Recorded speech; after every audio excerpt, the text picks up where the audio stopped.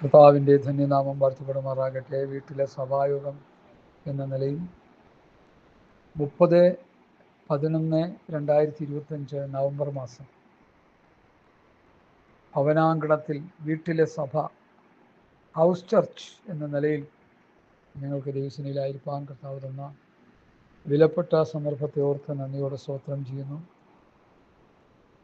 2-3 പേർ എൻ്റെ നാമത്തിൽ കൂടിവരുന്ന മധ്യത്തിൽ ഞാൻ ഉണ്ടെന്നുള്ള വചനം എത്ര അനുഗ്രഹമാണ്.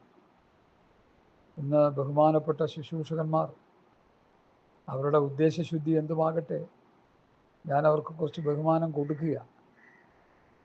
അവർക്ക് 2, 3, 4, 5, 10, 15, 20, 30, 40, 50, 100, 500, 1000 ഒന്നും പോരാ, ലക്ഷങ്ങൾ വേണം.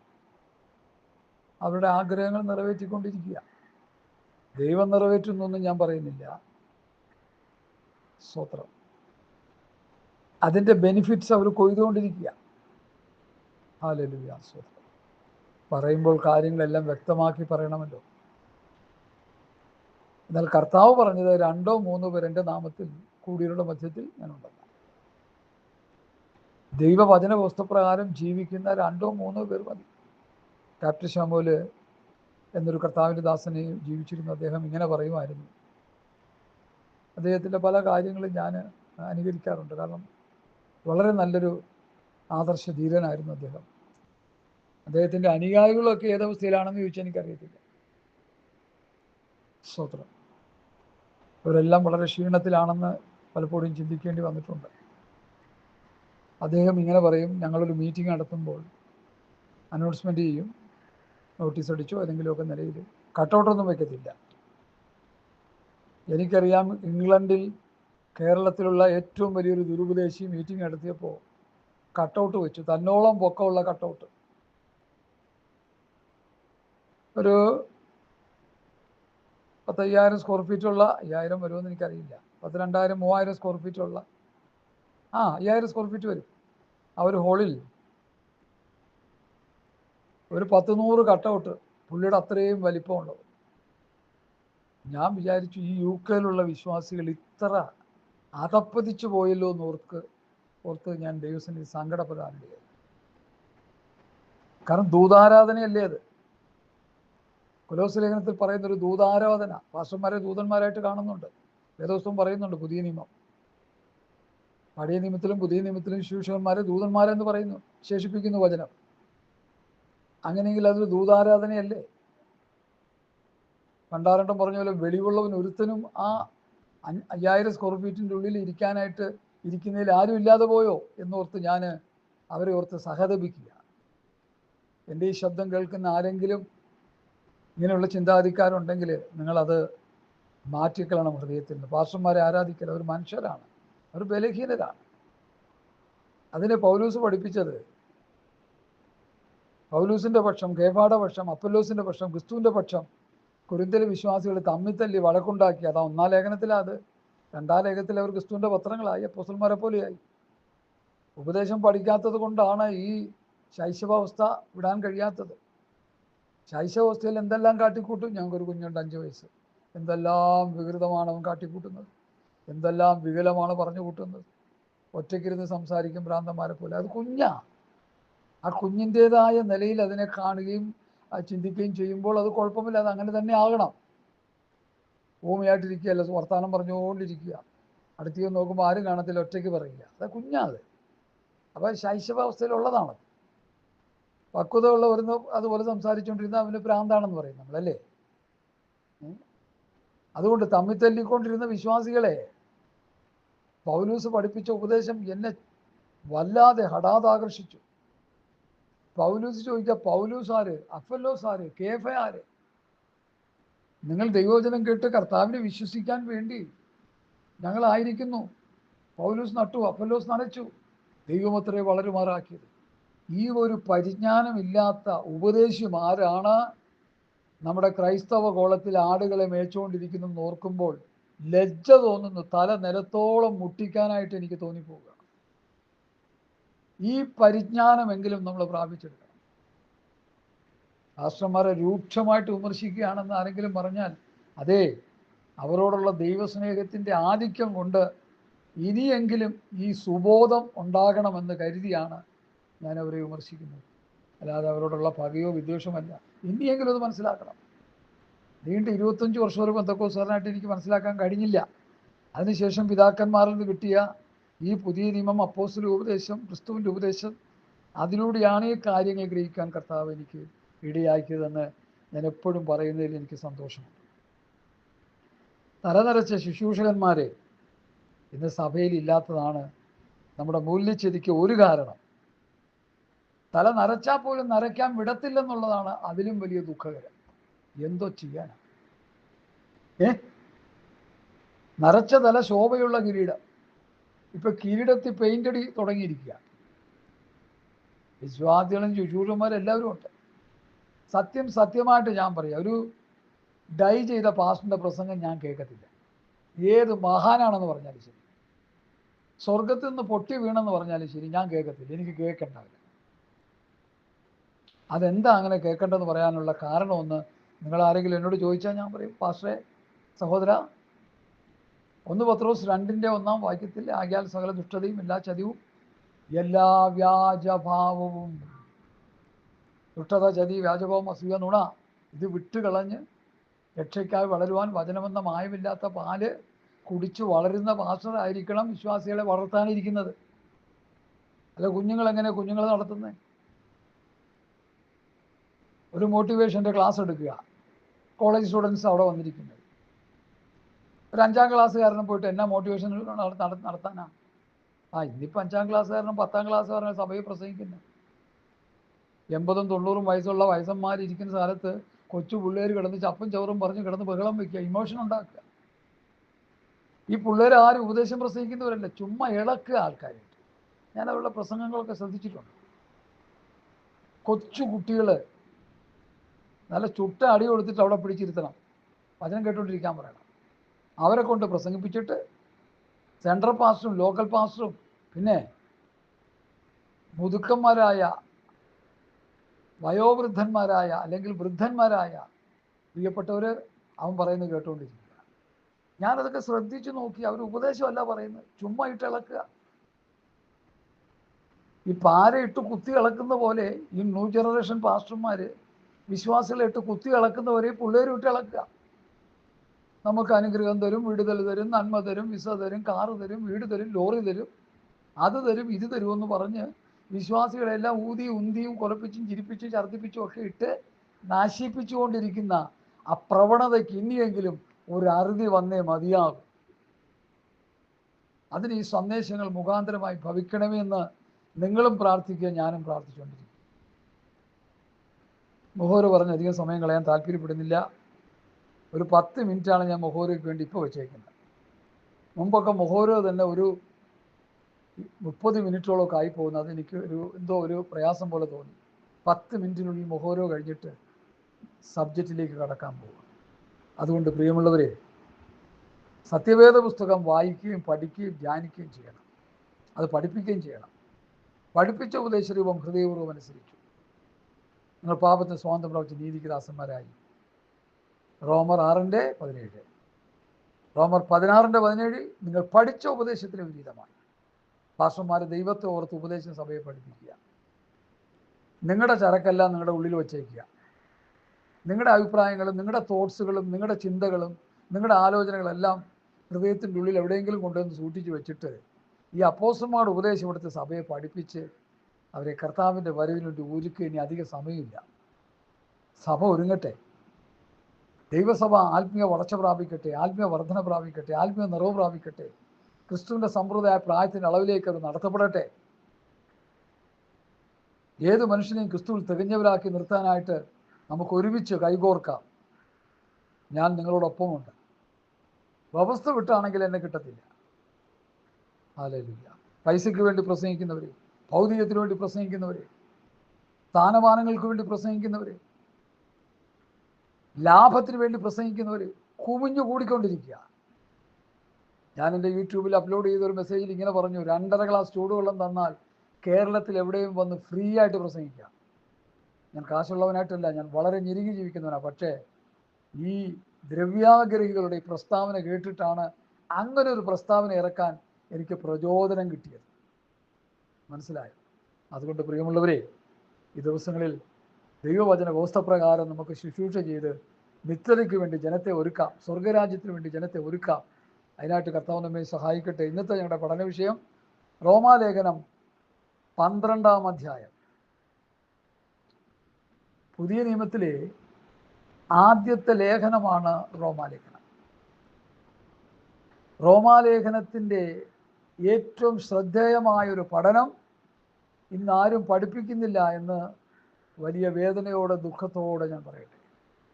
റോമാലേഖനത്തിൻ്റെ പ്രധാന പഠിപ്പിക്കൽ, അതിൽ തെളിഞ്ഞു കിടക്കുന്ന ഒരു ഉപദേശമാണ് നീതീകരണം, വിശുദ്ധീകരണം, തേജസ്കരണം. ഹല്ലേലൂയ, സ്തോത്രം. എന്നാൽ ദുഃഖമെന്ന് പറയട്ടെ, ഇതാരും ഇന്ന് അതിനെക്കുറിച്ച് അങ്ങനെ പഠിപ്പിക്കുന്നില്ല. നീതീകരണം എന്താണെന്ന് ആരും പഠിപ്പിക്കുന്നില്ല. വിശുദ്ധീകരണം എന്ന് എന്താണെന്ന് ആരും പഠിപ്പിക്കുന്നില്ല. തേജസ്കരണം എന്താണെന്ന് അതിൻ്റെ വിശദാംശങ്ങളിലേക്ക് ഇറങ്ങി വിഷയവിഭജനങ്ങളിലൂടെ ആരെയും പഠിപ്പിക്കുന്നില്ല. ജസ്റ്റിഫൈഡ്, ഹോളിനെസ്, ഗ്ലോറിഫൈഡ്, ഈ 3 വിഷയം ഏറ്റവും പ്രധാനമാണ്.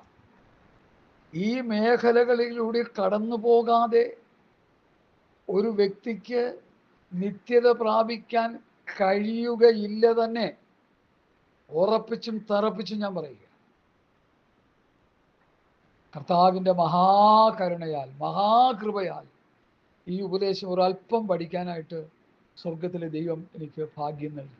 അതുകൊണ്ടാണ് ഞാൻ പറയുന്നത്. വളരെ താഴ്മയോടെ, വിനയത്തോടെ, സ്നേഹത്തോടെ ഞാൻ പറയുക. എനിക്ക് ഈ റവറൻഡർമാരോടും ഡോക്ടർമാരോടും ഈ സെൻട്രലിനോടും ലോക്കലിനോടും എനിക്കൊരു ബഹുമാനമില്ല. കാരണം അവർ ആ ബഹുമാനം അർഹിക്കുന്നില്ല. പണ്ട് ചപ്പും ചവറും വിളിച്ചു പറഞ്ഞിട്ട് ഡോക്ടർ, റവറൻഡ് എന്ന് പറഞ്ഞിട്ട് എന്താ കാര്യം?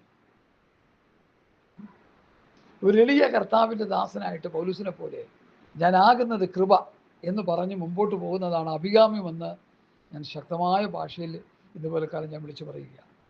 നീതീകരണം എന്താണ്?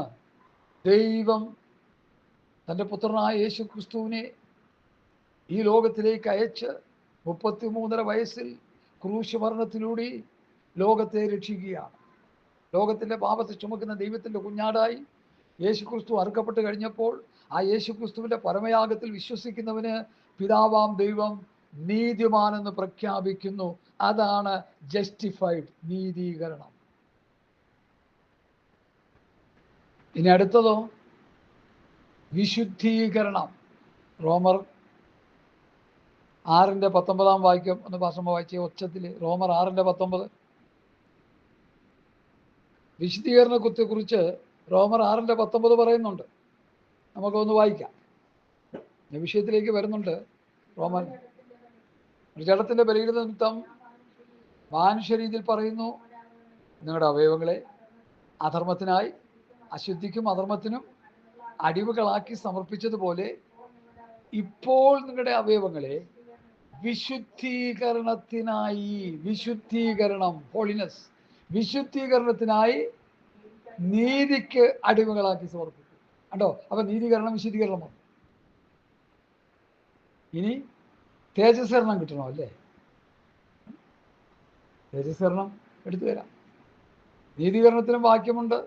റോമർ 5:1 വാക്യം.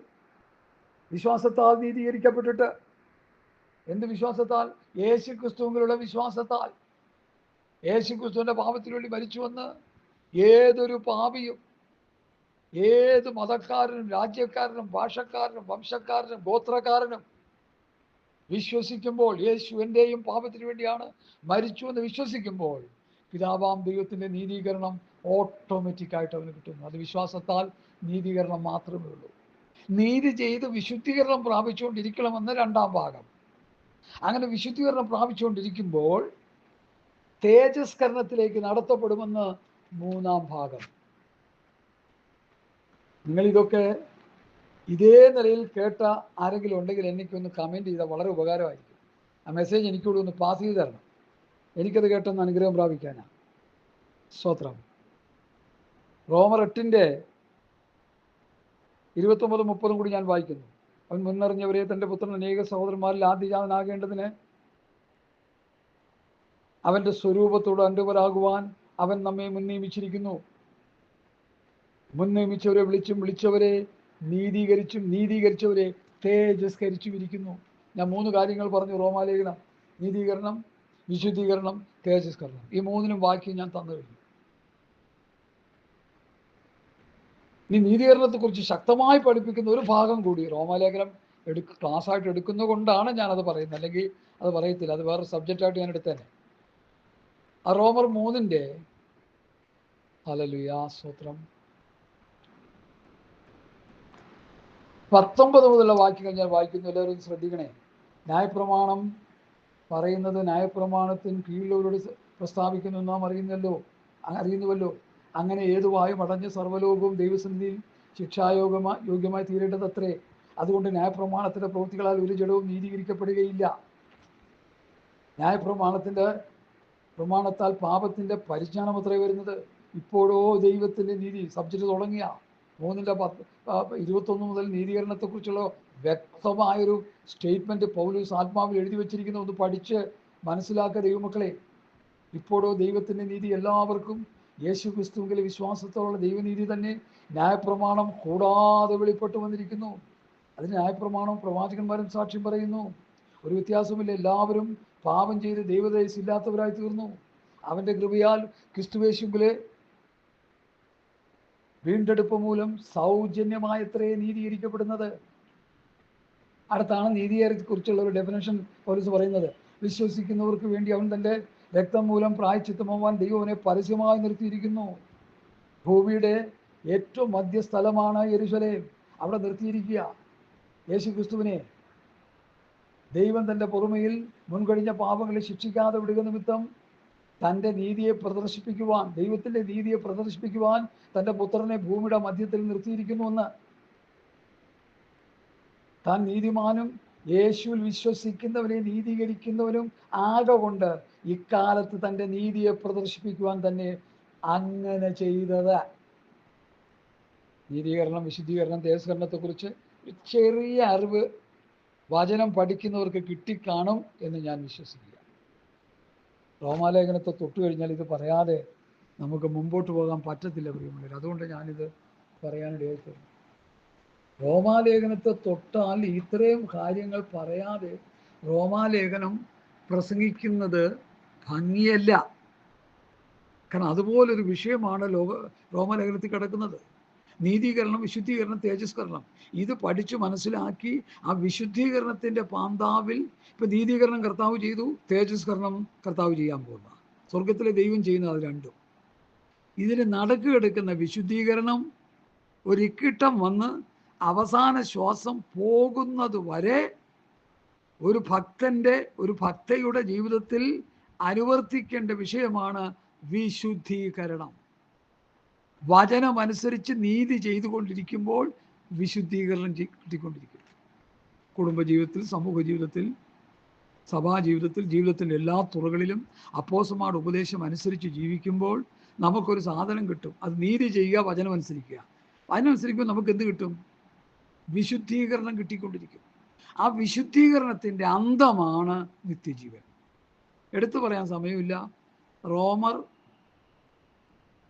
6:19 മുതൽ 23 വരെയുള്ള വാക്യങ്ങൾ വായിക്കുമ്പോൾ പഠിക്കുന്നവർക്ക് വേണ്ടി ഞാൻ പറയുക, അത് വായിച്ച് പഠിച്ചാൽ അവിടെ സംഭവം ഞാൻ ഈ പറഞ്ഞ കാര്യം അവിടെ കിട്ടും. പാപം ചെയ്യുമ്പോൾ ലജ്ജ പ്ലസ് ലജ്ജ പ്ലസ് ലജ്ജ പ്ലസ് ലജ്ജ, മരണം, നിത്യമായ മരണം, നരകത്തിലേക്ക് പോകുന്ന മരണം. എന്നാൽ നീതി ചെയ്യുമ്പോൾ വിശുദ്ധീകരണം പ്ലസ് വിശുദ്ധീകരണം പ്ലസ് വിശുദ്ധീകരണം, അവസാനം നിത്യജീവൻ. നിത്യജീവൻ ചുമ്മാ ഒന്നും കിട്ടത്തില്ല. പാസ്റ്റർമാർ പറഞ്ഞു പറ്റിച്ചു വെച്ചിരിക്കുക നമ്മളെല്ലാവരെയും.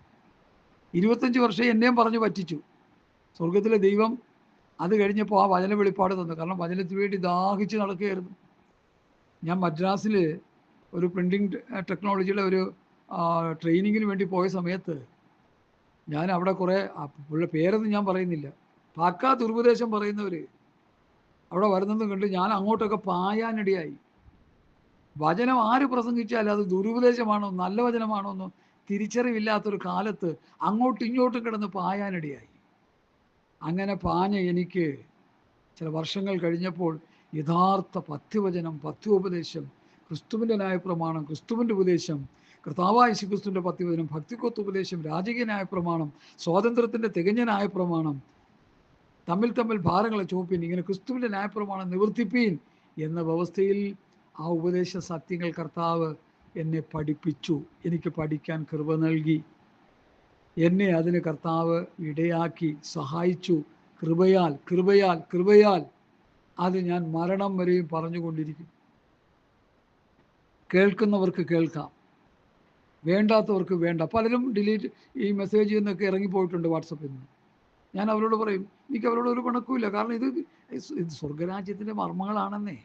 ഇതൊന്നും അവർക്ക് ഗ്രഹിക്കാൻ കഴിയത്തില്ലെന്നേ. പിന്നെ അവരെന്തിനാ കുറ്റം പറയുന്നേ? ഹല്ലേലൂയ. സ്വർഗരാജ്യത്തിൻ്റെ മർമ്മങ്ങളെ ഗ്രഹിക്കാൻ നിങ്ങൾക്ക് വരം ലഭിച്ചിരിക്കുന്നു. ഈ മർമ്മം ഗ്രഹിക്കാൻ ദൈവം കൃപ കൊടുക്കണം, അല്ലാതെ ഇന്ന് നടക്കത്തില്ല. പുത്രനെ അറിയാനായിട്ട് ദൈവം കൃപ കൊടുക്കണം. യേശുക്രിസ്തു വന്ന സമയത്ത് എല്ലാവരും യേശുക്രിസ്തുവിനെ മനസ്സിലാക്കിയോ? ഇല്ല. പിതാവ് കൃപ കൊടുത്ത ഒരു കൂട്ടം ശിഷ്യന്മാർക്ക് മനസ്സിലായി, അല്ലാത്തവരോ വായും പൊളിച്ച് നിന്നു. ഇതാരടാ? അച്ഛൻ്റെ മോനല്ലേ, ഇത് ആ മകനല്ലേ, ഈ മോനല്ലേ എന്നൊക്കെ പറഞ്ഞ് കളിയാക്കിക്കൊണ്ടിരുന്നു. എന്നാൽ കർത്താവ് പറഞ്ഞു, സ്വർഗരാജ്യത്തിൻ്റെ മർമ്മങ്ങളെ ഗ്രഹിപ്പാൻ നിങ്ങൾക്ക് വരം ലഭിച്ചു. 12 ശിഷ്യന്മാരോട് അത് പറഞ്ഞത്. അതിലൊരുത്തൻ തലതിരിഞ്ഞു പോയി. ദേമാസ് ലോകത്തെ സ്നേഹിച്ചിട്ട് എന്നെ വിട്ട് തെസ്സലോനിക്കയിലേക്ക് പോയെന്ന് പറഞ്ഞ് ദേമാസിനെ കുറിച്ച് പല ലേഖനങ്ങളിൽ പ്രശംസിച്ചെഴുതിയ അതേ പൗലോസ് തന്നെ പറഞ്ഞു, ദേമാസ് ലോകസ്നേഹിയായി പോയത്. ഇന്ന് ആത്മീയ ഗോളത്തിൽ ഒത്തിരി ദേമാസുമാർ ലോകസ്നേഹികളായി, ദ്രവ്യാഗരികളായി, ദുരുപദേശത്തിൻ്റെ അടിമച്ചങ്ങരയിൽ പിശാച് കെട്ടിപ്പൂട്ടിയിട്ടിരിക്കുക. അവർക്ക് വേണ്ടി നമുക്ക് പ്രാർത്ഥിക്കാം. ഞാൻ ലേഖനത്തിലേക്ക് വരുന്നു. റോമർ 12. സഹോദരന്മാരെ, ഞാൻ ദൈവത്തിൻ്റെ മനസ്സിൽ ഓർപ്പിച്ച് നിങ്ങളെ പ്രബോധിപ്പിക്കുന്നത്, നിങ്ങൾ ബുദ്ധിയുള്ള ആരാധനയായി നിങ്ങളുടെ ശരീരങ്ങളെ ജീവനും വിശുദ്ധിയും ദൈവത്തിന് പ്രസാദമുള്ള യാഗമായി സമർപ്പിപ്പീൻ.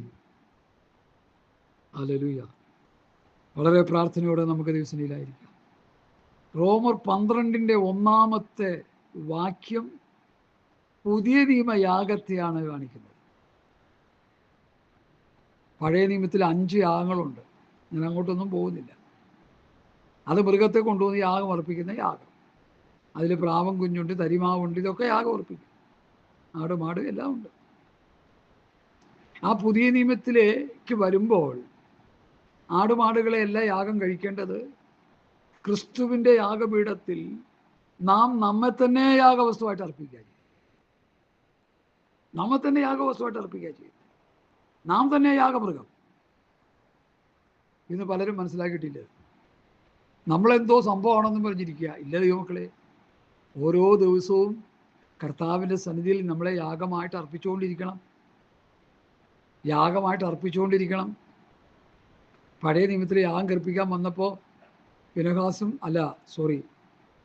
അഹരോൻ്റെ 2 പുത്രന്മാർ, ലേവ്യ പുസ്തകം 10-ാം അധ്യായത്തിൽ കിടപ്പുണ്ട്. ഞാൻ ഇടയ്ക്കിടയ്ക്ക് അതെപ്പോഴും പറയും, എല്ലാവരും അത് കേൾക്കണം. അതിനുവേണ്ടി തന്നെ ഇടയ്ക്കിടയ്ക്ക് പറയുന്നത്. നാദാബും ഹബീഗൂബും അന്യാഗ്നി യാഗം നടത്താൻ കൊണ്ടുവന്ന അന്യാഗ്നിയായിപ്പോയി. തങ്ങളോട് കൽപ്പിച്ചതല്ലാത്ത അന്യാഗ്നി കൊണ്ടുവന്നു. 2 പേരും ചാരമായി മാറി. ലേവ്യർ 10-ന്റെ 1, 2, 3 അതിൽ പറയുന്നുണ്ട്. ലേവ്യർ 16-ന്റെ 1, 2, 3 മോശയോട് പറഞ്ഞു, നിന്റെ മക്കൾ 2 പേരും മരിച്ചു പോയത് കൊണ്ട് അഹരോനോട് പറയണം, നീയും എപ്പോഴും യാഗപീഠത്തിൻ്റെ അടുത്തേക്കൊന്നും വരരുതെന്ന്. യാഗപീഠം എന്ന് പറഞ്ഞാൽ നമ്മൾ എന്താ ഉദ്ദേശിക്കുന്നത്? പഴയ നിയമത്തിലെ യാഗപീഠങ്ങളെ വിവരിക്കാൻ എനിക്ക് സമയമില്ല. അത് യാഗമൃഗത്തെ അർപ്പിക്കുന്നു. പഴയ നിയമത്തിലൊരു യാഗപീഠമുണ്ട്. ആ യാഗപീഠത്തിൽ ഒരു യഹൂദൻ ചെയ്ത പാപത്തിന് ന്യായപ്രമാണം അനുശാസിക്കുന്ന യാഗമൃഗത്തെ പുരോഹിതനവൻ്റെ ആ മൃഗത്തിൻ്റെ തലയിൽ കൈവച്ച് അവന് വേണ്ടി പ്രാർത്ഥിച്ച് ആ പാപത്തെ അതിൽ ആവാഹിച്ച് അതിനെ അറുത്ത് അതിനെ ദഹിപ്പിച്ച് താൽക്കാലിക പാപമോചനം നേടുന്നു. ലംഘനം ക്ഷമിച്ചും പാപം മറച്ചും കിട്ടിയ മനുഷ്യൻ ഭാഗ്യവാൻ. താൽക്കാലിക പാപമോചനം, ടെമ്പററി, പാപം മറയ്ക്കപ്പെടുന്നു. എന്നാൽ മർക്കോസ് 2-ന്റെ 5-10 മകനേ നിന്റെ പാപങ്ങൾ മോചിച്ചു തന്നിരിക്കുന്നു. മർക്കോസ് 2:5. 10 മനുഷ്യപുത്രന് പാപങ്ങളെ മോചിപ്പാൻ അധികാരമുണ്ട് എന്ന് നിങ്ങൾ അറിയേണ്ടതിന്. കണ്ടോ വചനത്തിൻ്റെ വെളിപ്പാട്? അവിടെ പാപം താൽക്കാലികമായി മോചിക്കുന്നു, ഇവിടെ എന്നേക്കുമായി പാപമോചനം കൊടുക്കുകയാണ്. പാപത്തിന് പരിഹാരം വരുത്തി. എവിടെയാ വാക്യം? എബ്രായ ലേഖനം എടുത്താട്ടെ, എല്ലാവരും എബ്രായ ലേഖനം എടുത്താട്ടെ. പരിഹാരം വരുത്തിയെന്ന് നമുക്ക് വാക്യം വേണ്ട, ചുമ്മാ പറഞ്ഞുകൊണ്ടായോ? ദൈവം പണ്ട് ഭാഗം ഭാഗമായിട്ടും വിവിധമായിട്ടും പ്രവാചകന്മാർ മുഖാന്തരം പിതാക്കന്മാരോട് അരുളി ചെയ്തിട്ട് ഈ അന്ത്യകാലത്ത് പുത്രൻ മുഖാന്തരം നമ്മോട് അരുളി ചെയ്തിരിക്കുന്നു. അയ്യോ, ഈ വാക്യത്തിൻ്റെ ഘടന നോക്കിയേ. ദൈവം പണ്ട് ഭാഗം ഭാഗമായി വിവിധമായി പ്രവാചകന്മാർ മുഖാന്തരം പിതാക്കന്മാരോട് അരുളി ചെയ്തു. 9 യുഗങ്ങളെക്കുറിച്ച് വേദപുസ്തകം പഠിപ്പിക്കുന്നു. 9 യുഗങ്ങളിലും 9 നിലയിലുള്ള അരുളപ്പാടുകളാണ് ദൈവം കൊടുത്തത്. അതുപോലും മനസ്സിലാക്കാൻ കഴിയാത്ത പാവം പിടിച്ച വിശ്വാസികളും ശുശ്രൂഷാ വൃന്ദങ്ങളും ഉണ്ടെന്ന് പറയുമ്പോൾ നമ്മൾ എന്താ മനസ്സിലാക്കേണ്ടത്? കർത്താവിൻ്റെ വിലപ്പെട്ട ദൈവമക്കളെ, ഓരോ യുഗങ്ങളിലും ദൈവത്തിൻ്റെ പ്രവൃത്തി ഓരോ നിലയിലാണെന്ന് മനസ്സിലാക്കണം. നിഷ്പാപയുഗം ആദാമിൻ്റെ സൃഷ്ടി മുതൽ വീഴ്ച വരെ 1. 2 മനസാക്ഷി യുഗം ആദാമിൻ്റെ വീഴ്ച മുതൽ ജലപ്രളയം വരെ. 3 മാനുഷിക ഭരണയുഗം പെട്ടകത്തിൽ നിന്ന് നോഹയും കുടുംബവും ഇറങ്ങി മുതൽ അബ്രഹാമിൻ്റെ വിളി വരെ. 4 വാഗ്ദത്ത യുഗം അബ്രഹാമിനോടുള്ള വാഗ്ദത്തം മുതൽ ന്യായപ്രമാണം വരെ. 5 ന്യായപ്രമാണ യുഗം ന്യായപ്രമാണം ലഭിച്ചത് മുതൽ ക്രിസ്തു വരെ. 6 കൃപായുഗം യേശു ക്രിസ്തു മുതൽ കർത്താവിൻ്റെ മേഘപ്രത്യക്ഷത വരെ. 6 കൃപായുഗം. 7 മഹോദരയുഗം കർത്താവ് സഭയെടുത്തതിന് ശേഷം ഈ ഭൂമിയിൽ നടക്കുന്ന യേശുക്രിസ്തുവിൻ്റെ ഭരണകാലം. 7 വർഷത്തെ മഹോദ്രവം, മഹാ ഉപദ്രവകാലം, ട്രിബുലേഷൻ, ഉപദ്രവകാലം. അത് കഴിഞ്ഞ് ദൈവപുത്രനായ യേശുക്രിസ്തു 1000 ആണ്ട് ഈ ഭൂമിയെ ഭരിക്കുന്നു. സഹസ്രാബ്ദ വാഴ്ചക്കാലം, സഹസ്രാബ്ദ യുഗം. അത് കഴിഞ്ഞ് ഭൂമിയെ ചുട്ടരിച്ച് പുതിയ ആകാശം പുതിയ ഭൂമിയിൽ നിത്യയുഗമായിട്ട് തുടങ്ങുകയാണ്. അതിന് നിത്യയുഗം. അപ്പോൾ 9 യുഗം. അതാണ് എബ്രായർ 1-ന്റെ 1-ാം വാക്യത്തിൽ പറയും. ദൈവം പണ്ട് ഭാഗം ഭാഗമായിട്ടും വിവിധമായിട്ടും പ്രവാചകന്മാർ മുഖാന്തരം പിതാക്കന്മാരോട് ഓരോ യുഗത്തിലും അരുളി ചെയ്തുകൊണ്ടിരുന്നു. അതിനെക്കുറിച്ച് അവിടെ പറയുന്നത് ഈ അന്ത്യകാലത്ത് പുത്ര മുഖാന്തരം നമ്മോട് അരുളി ചെയ്തു. കൃപായുഗത്തിൽ യേശുക്രിസ്തുവിൻ്റെ കാലം, യോഹന്നാൻ സ്നാപകൻ വഴികാട്ടിയായി വന്ന് യേശുക്രിസ്തു പ്രത്യക്ഷപ്പെട്ട കാലം, അതിന് കൃപായുഗം എന്ന് പറയുന്നു. ഈ അന്ത്യകാലത്ത് പുത്ര മുഖാന്തരം നമ്മോട് അരുളി ചെയ്തു.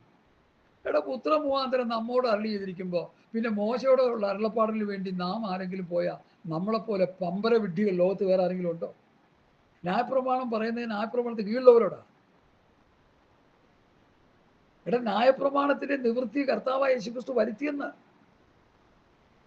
ന്യായപ്രമാണം അഴിക്കാൻ നിവർത്തിക്കാൻ അത്രേ കർത്താവ് വന്നത്. കർത്താവ് നിവർത്തിച്ചു. ലോകത്തിന്റെ പാപത്തെ ചുമക്കുന്ന ദൈവത്തിന്റെ കുഞ്ഞാടായി അറുക്കപ്പെട്ടതോടുകൂടി ന്യായപ്രമാണത്തിന് നിവൃത്തി വന്നു.